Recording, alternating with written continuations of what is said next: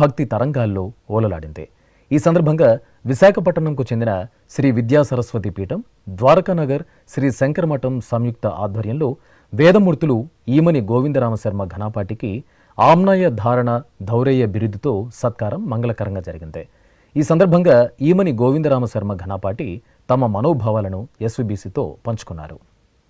గత సంవత్సరం శోభకృన్నామ సంవత్సర వైశాఖ బహుళ తృతీయ సోమవారం సూర్యోదయం నుంచి మరునాడు సూర్యోదయం వరకు అంటే 24 గంటల పాటు నిర్విరామంగా అహోరాత్ర వేదపారాయణము, కృష్ణ యజుర్వేదం 82 ప్రశ్నలు, సగంహిత 44 ప్రశ్నలు, అదేవిధంగా బ్రాహ్మణం 28 పన్నములు, ఆరణ్యకం 10 పన్నములు కలిపి మొత్తం 82 పన్నములు పుస్తకం చూడకుండా కేవలము ధారణాశక్తితోటే నిర్విరామంగా 24 గంటల్లో పూర్తి చేయవలసిన పారాయణని 22 గంటల 2 గంటల 10 నిమిషాలు ఉందనగానే పారాయణ సమాప్తం చేయడం జరిగింది ఆ వేదవేద్యుడి ఆశీస్సులతోటి.